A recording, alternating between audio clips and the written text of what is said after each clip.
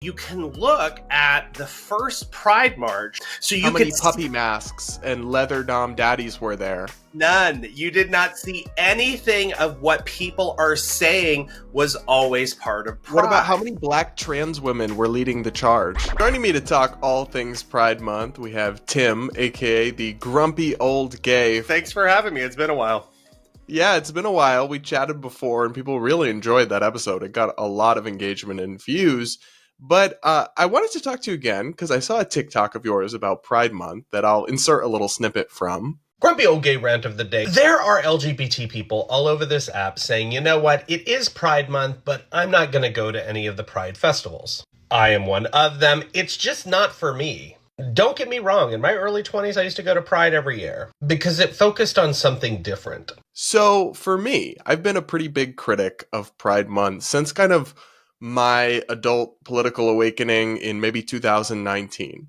I went to a couple at the very beginning. I pretty soon couldn't really go to any because I was kind of persona non grata in the DC gay community.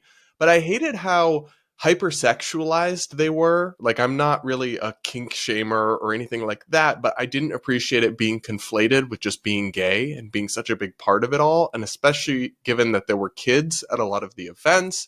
And then I really resented the extent to which Pride at these official parades was just lumped in with a bunch of other random left-wing causes, like climate change, abortion, guns, and whatever your opinion is on all of those. I think, okay, we can have a conversation. I respect the difference of opinion, but don't conflate being gay with just like a whole democratic agenda, or you're going to make it something politicized and partisan. But what I'm really curious is, it sounds like you've observed a big change in what Pride Month and what Pride events look like over time. Tell us, what did it used to be like?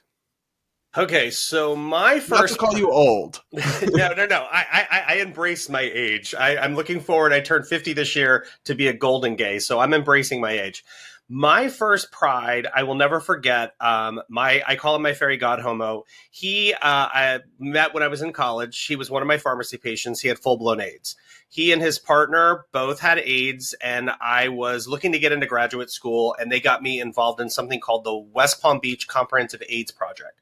So I was looking for volunteer hours, and I worked in the pantry volunteering for AIDS patients.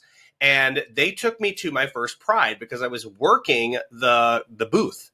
And back then, it was different. It was political, but we were fighting for something that I think that we kind of lost track of or sight of.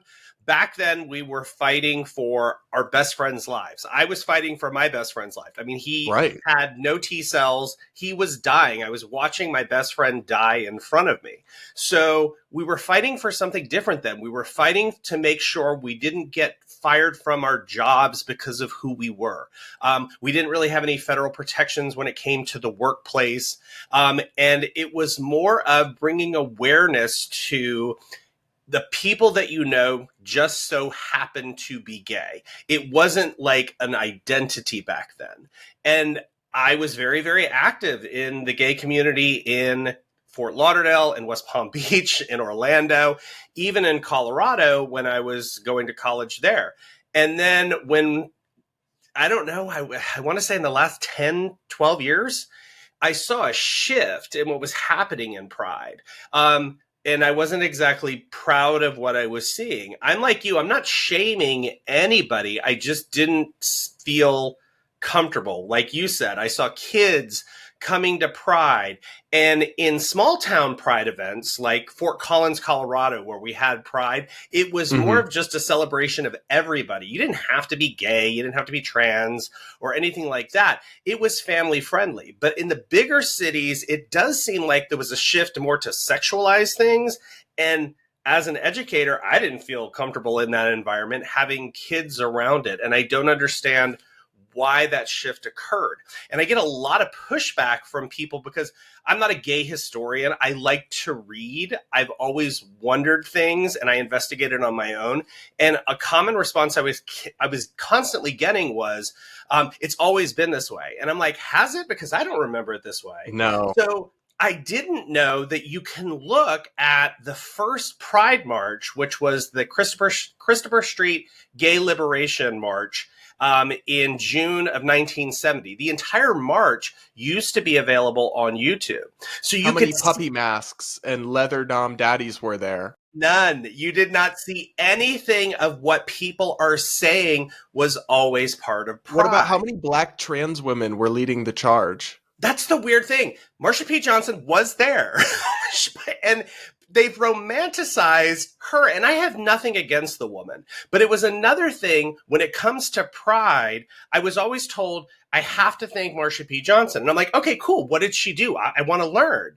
So the more I read about her and the more people would tell me, I'm like, that's great. She was an activist. But what did she do? And they're like, well, She what do you threw the mean? first brick. They said it a bunch of times, so it must be true, Tim.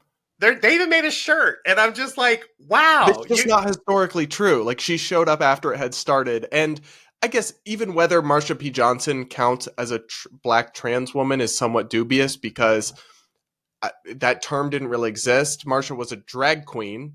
But say you accept that framing, that Marsha was a trans woman. Okay, it's one person who was somewhat involved in the events of Stonewall, but this like mythological rewriting of things where Stonewall was started and led by black trans women of color is just like ingrained in a certain segment of the population's consciousness, but isn't true. And I don't know how that happened.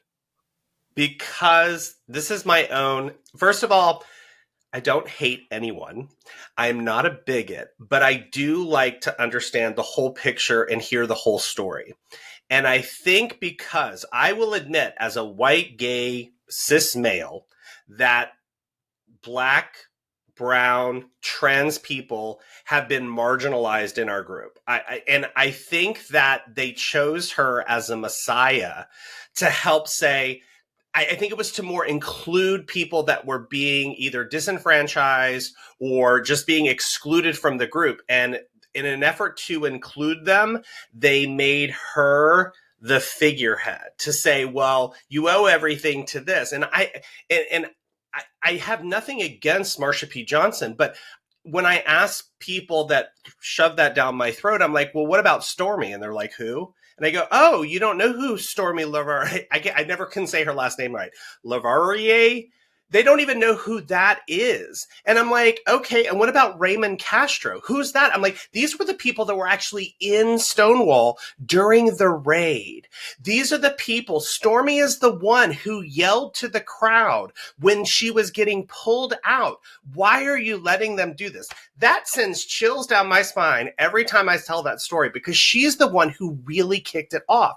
And she is a woman of color. She is gender nonconforming. You want to talk about misogyny, you're completely discounting the actual person that kind of started the Stonewall movement. And you're also being disrespectful to every advocate or activist is the word I'm looking for, that came before them. The Black Cat Tavern riot, the Patch Bar. All of these people were so brave in what they did, saying, we're not going to take this anymore. You're not going to marginalize us. We're just people. And just to discount everything in front of them and to put everything into Marsha P. Johnson in the name of inclusivity, I want everybody to be Just included. not at the expense of truth. It shouldn't Exactly. have to come at the expense of truth. But I derailed you a little bit, and I want to talk Sorry. more about this. About how you've seen pride change over time, over the decades and recent years. How has it changed? Because my window into it is not even a decade long, so I haven't seen it change a whole lot. I think I've only known kind of the modern iteration in my personal experience. I will say smaller town pride I enjoyed immensely because it was more about community and it was more about gay owned businesses, LGBT owned businesses would come and have booths. And again, we were watching our friends die. We knew that we were being discriminated against. And the purpose was to show, which, as horrible as this sounds, because when you say this now, you're called to pick me, you were supposed to just be there to say, hey, I'm just like you. I just so happen to be gay. And then it is transitioned into something that is, I am gay, pay attention to me, or I am trans, pay attention to me. And it got hijacked from what the original purpose was, in my opinion.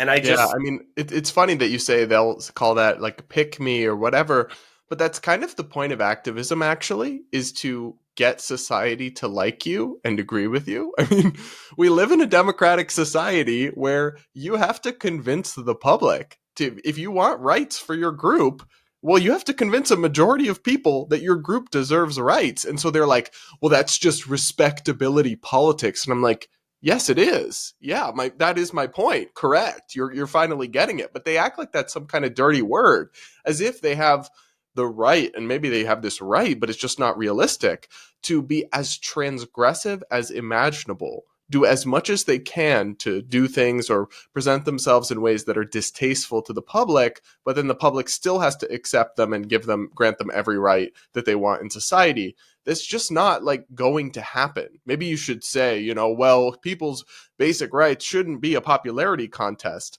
I agree, but like, welcome to democracy. I don't know. I don't know what more to tell them. the other thing though, because we have two different demographics, I feel like that are pulling Pride away from what it used to be.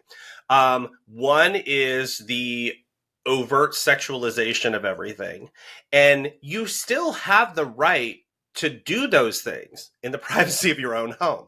And that's what I think people forget. For some reason, common sense and morality or lack thereof just seems to go out the window when it comes to a pride celebration. You would not allow that in a July 4th parade.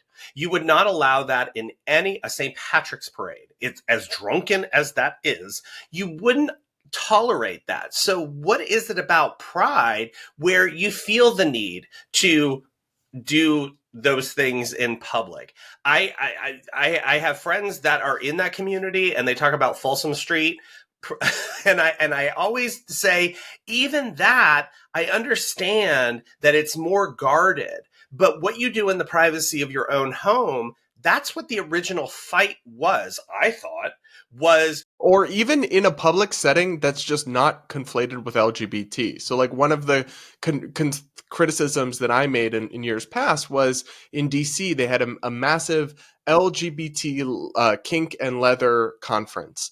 And I'm like, why can't you just have a kink and leather conference and have straight and heterosexual people there? Why do you have to make this a gay thing when the whole point is that being gay is not a kink, it's not a preference, and it's not, something actually that's deviant or outside the norm in terms of beyond the pale in society? I just feel it's very counterproductive to conflate that with these kinds of things that really have nothing to do with sexuality. But I think they want to conflate it because they want, like, I don't know, recognition or support for their kinks and stuff. They're not content to just keep it private. I'm not sure why. Maybe it's part of it.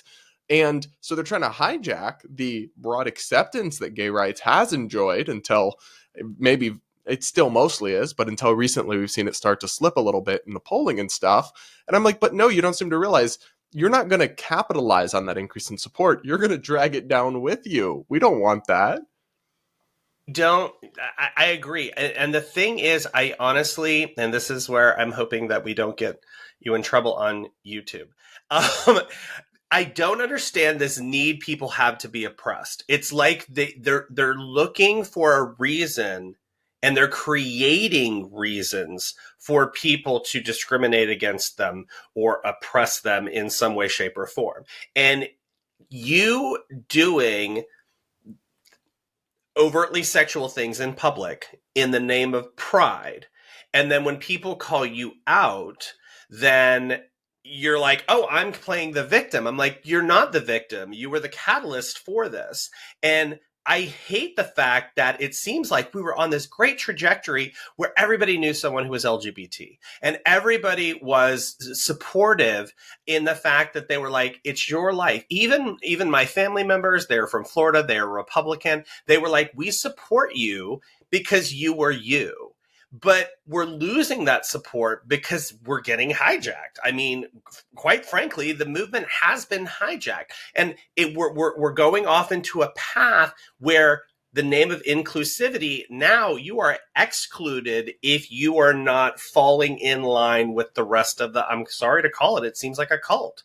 And what about the second group? Because you talked about the kink and the sexual stuff. What's the second group you identified that's changed how Pride is? Okay, so it is to me the well meaning but slightly off kilter people that are claiming that they are trans or non binary who are not actually trans and non binary.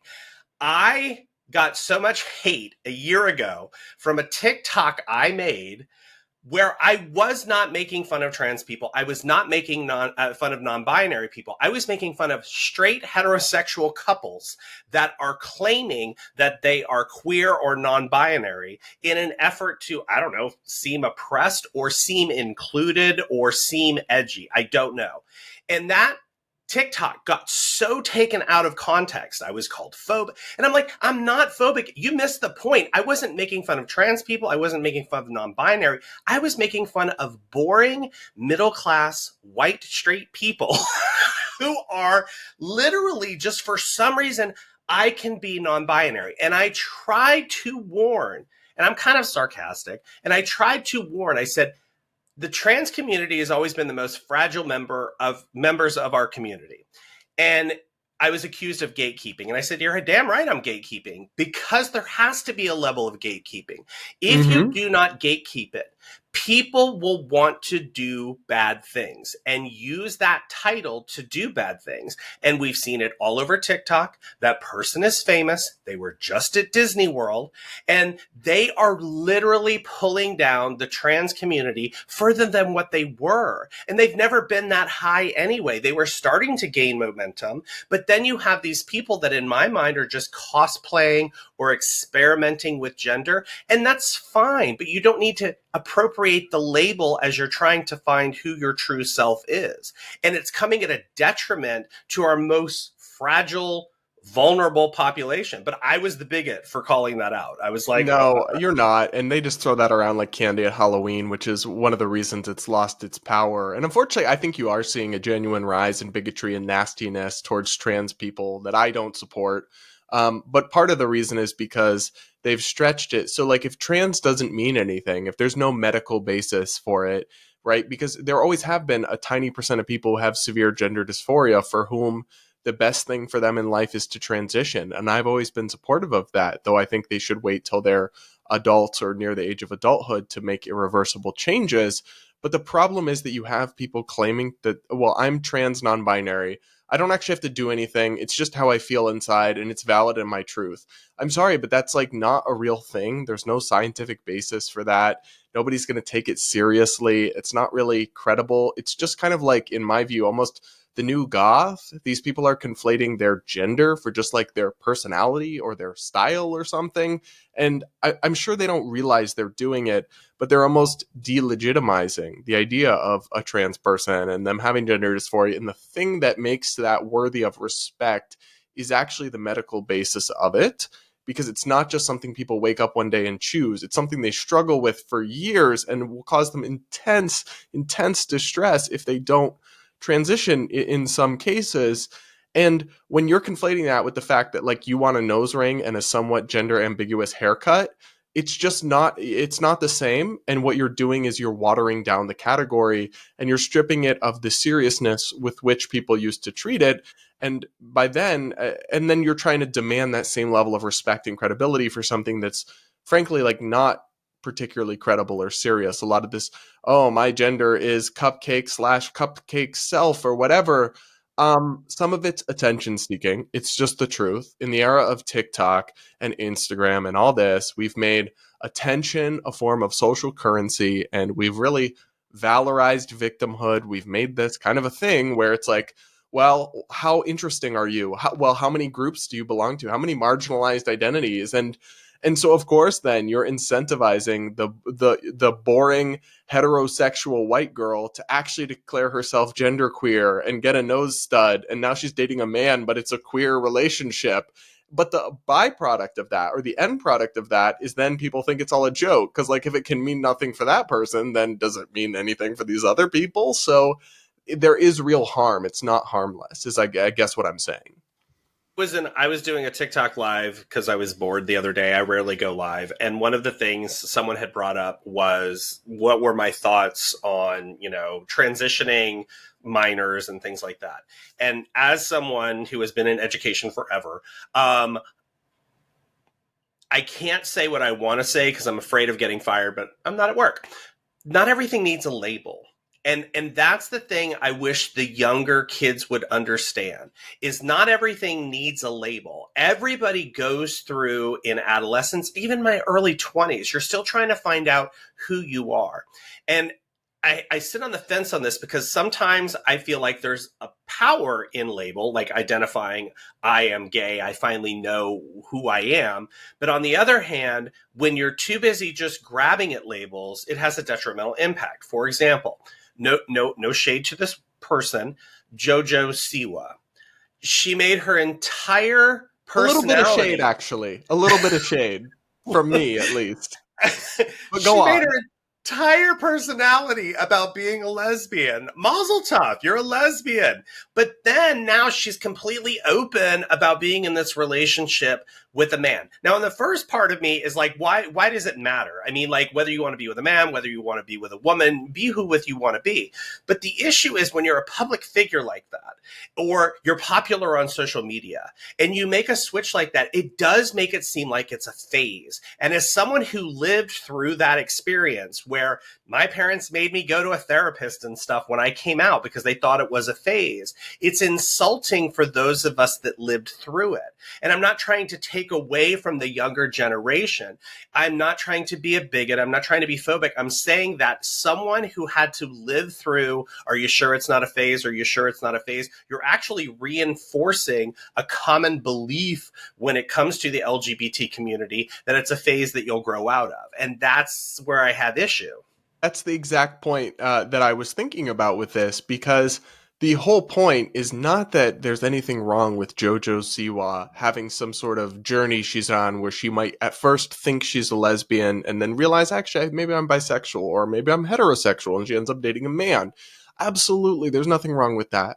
We've all been young, and I never really had that struggle, but so be it, right?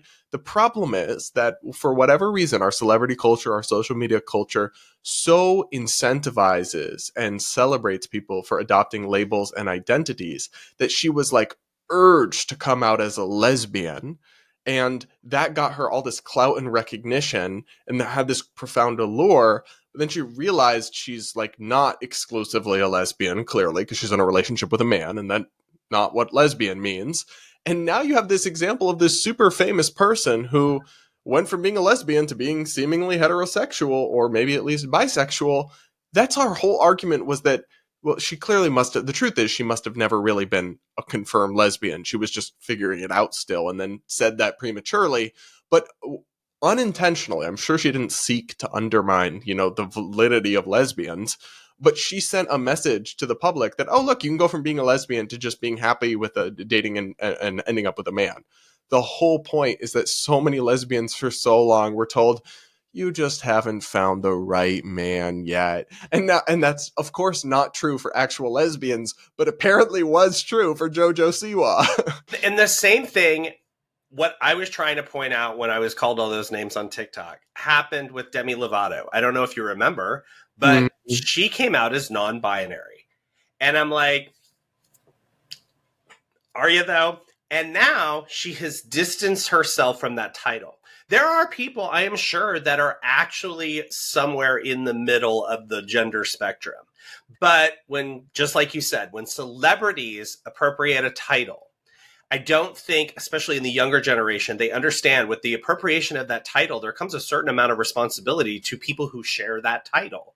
You don't want to make the rest of the people look bad.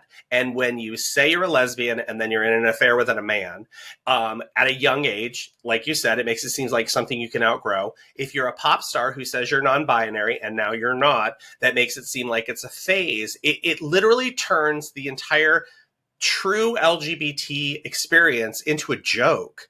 And that's what I don't understand when elder people are trying to say our lives are not a joke. Our experience is not a joke.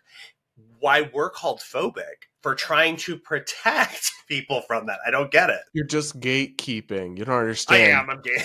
That's the craziest notion to me, that gatekeeping is bad. No, it's obviously good. And I can provide an example. I actually don't want to say this example because it's very explicit, but there's a group that the gay rights organizers very famously gate kept out of their movement because of the age of the people that they were interested in. For that Bad parade. gatekeeping? No, that was actually very good gatekeeping and I'm important. that old. So, funny story about that because I was in New York, New Jersey the year that parade was happening. Again, I was much more active in the community.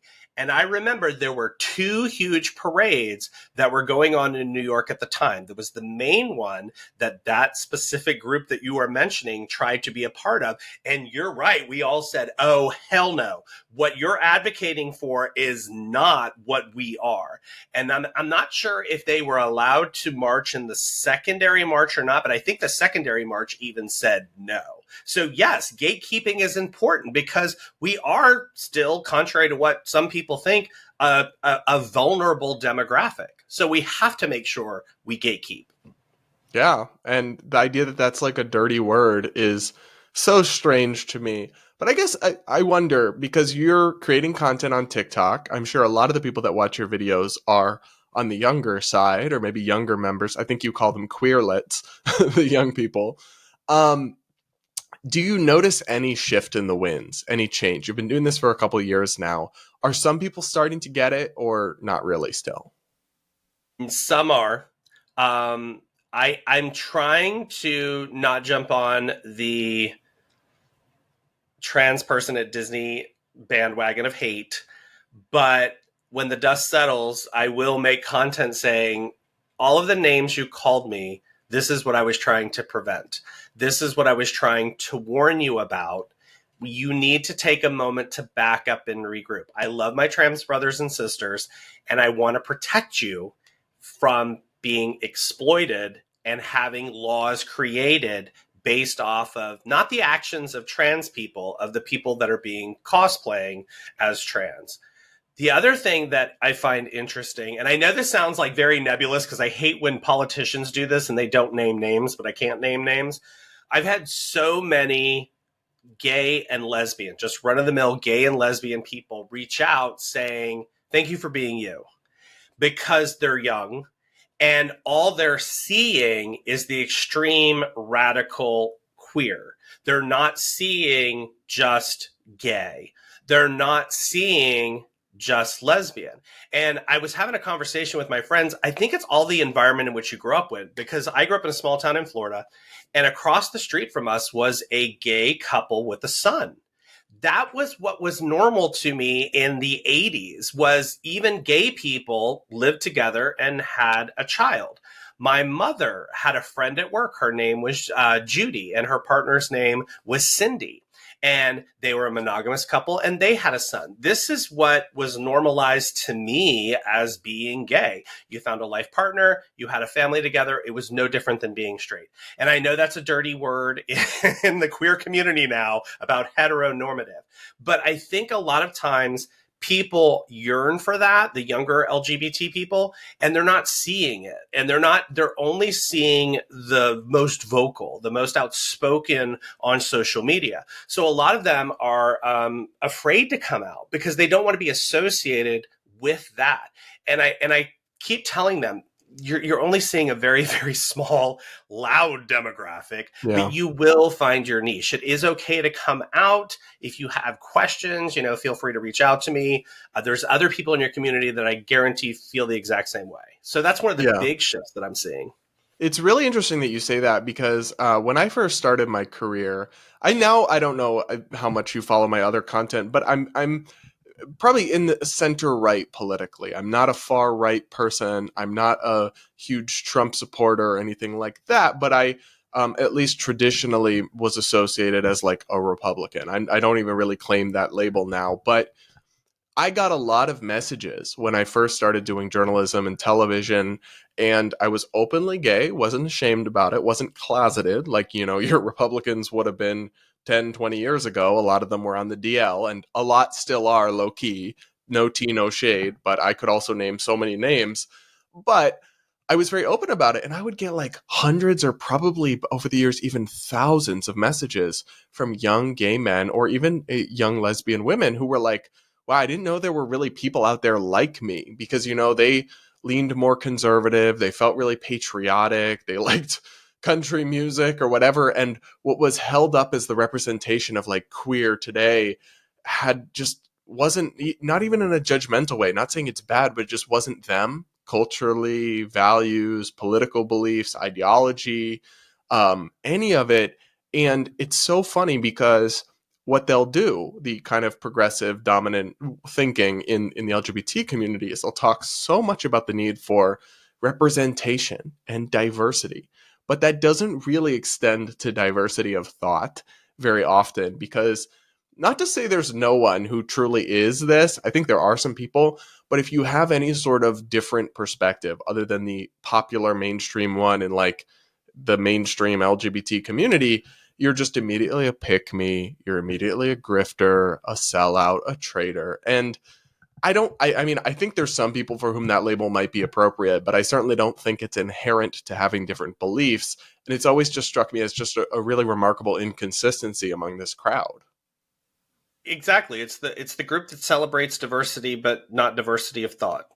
And if you don't think like them, they automatically want to exclude you. And I it's such a weird way to look at a community because I got into a conversation that I thought was going to turn into an argument, but it actually turned into a really productive conversation during one of my lives one time where I said, honestly, no offense, the only thing that you and I have in common is we're both not straight. Can you imagine any other people being lumped into a group based off of something so minuscule? Like and the fact that we all have to think the same way. For example, I got into a conversation the other day where someone was saying about the whole, well, if you don't support all of us all the time, when they come for you, we won't protect you.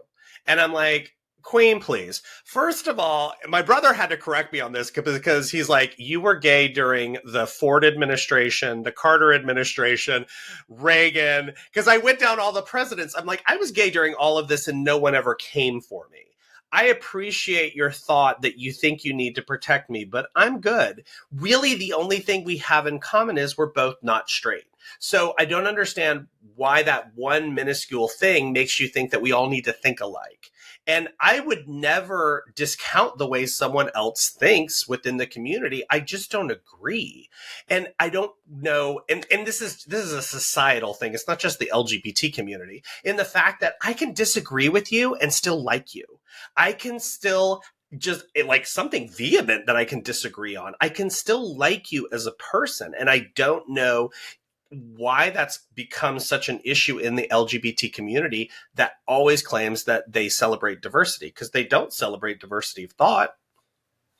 No, they celebrate brochure level diversity, right? Having a room full of people that look differently, but all kind of speak and sound the same when it comes to the actual substance. And to me, that's actually like, I mean, not to say there's no value in that kind of diversity. I, in particular, have benefited a lot from having friends that are from different parts of the world. And yes, but it's not really because, and they have different cultures. It's not because, they're a different skin color than me or a different race. It's because they're of a difference in their experience, their life experience and their culture that they bring, that they've added value. So I think they put too much emphasis on the surface level of diversity.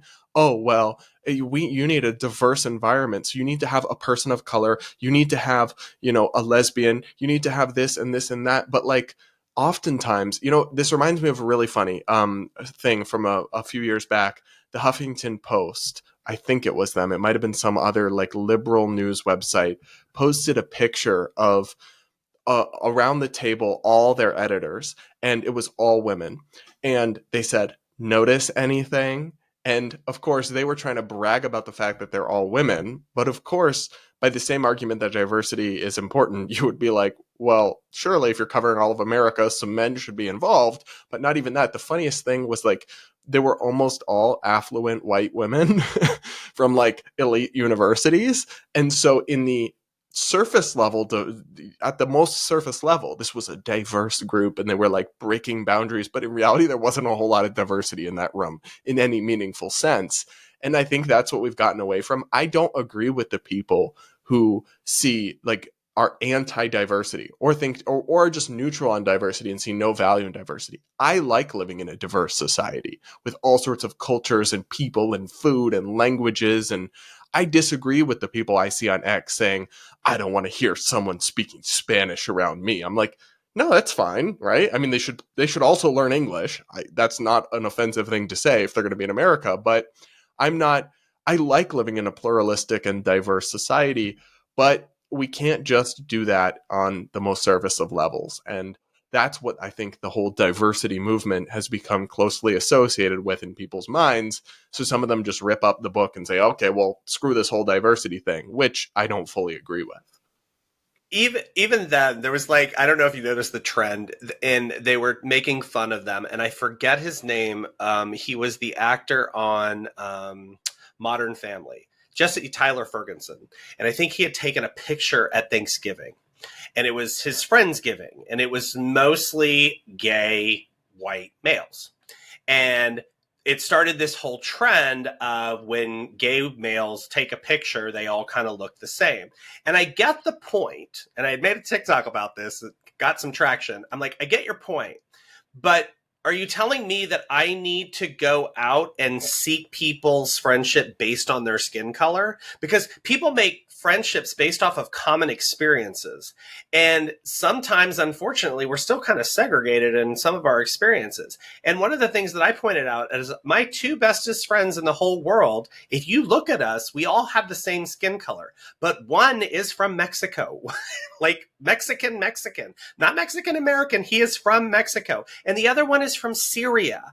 So superficially, yeah, we look the same. We have the same skin color, but how dare you say my friend group is homogenized because one's from Syria, the other one's from Mexico. That's a pretty diverse group to me.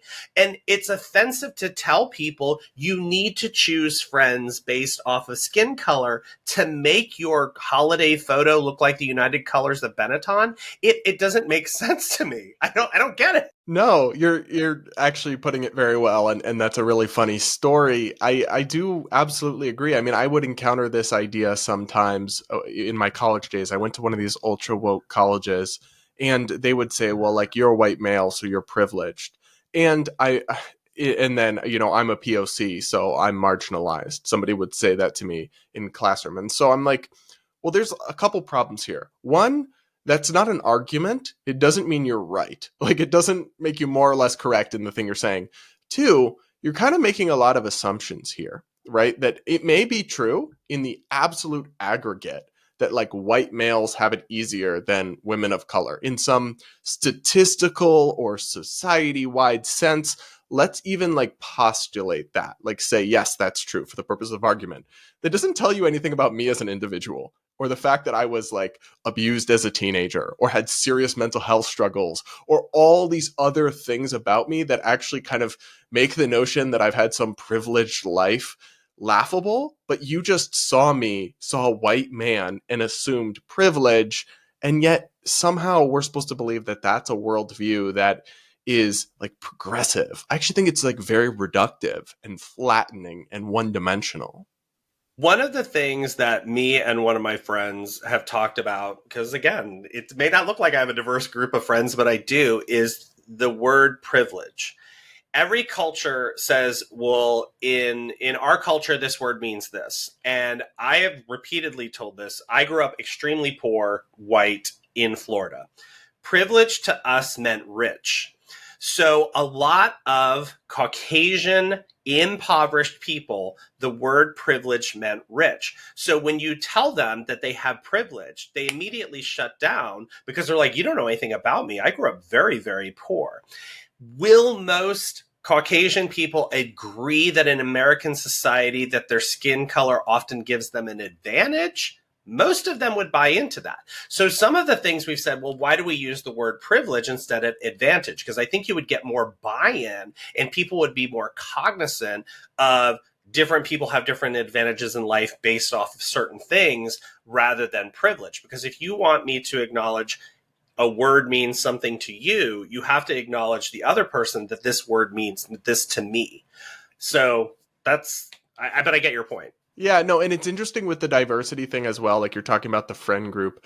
This conversation came up about a trend that I don't even want to get into, but I had the thought that like in my day to day life, I don't have any black friends, and I was like, is that weird? But then I reminded myself, I live in Michigan.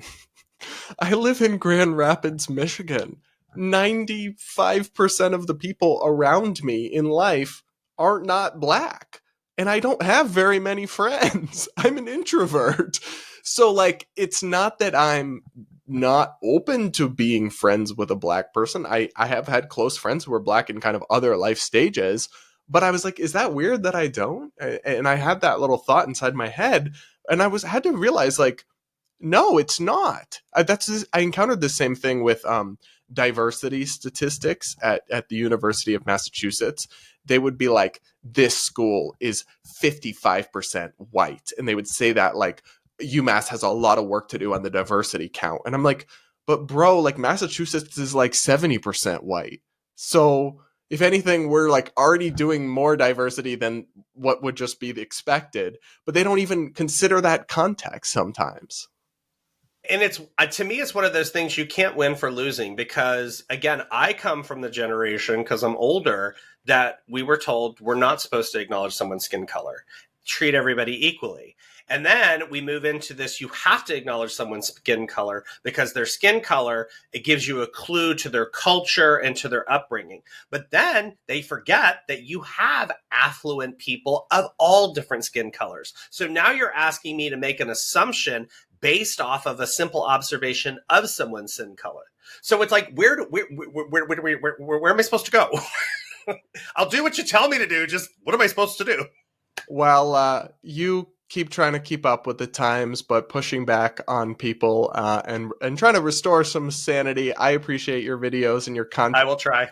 People, if you enjoyed the conversation, I will link to Grumpy Old Gay's TikTok account. Definitely check it out. And we'll have to chat again soon because I'm sure we'll have more wild stuff going on in the community and in the world to talk about. But thanks for coming on. Especially by the end of Pride Month. It'll be all over the news.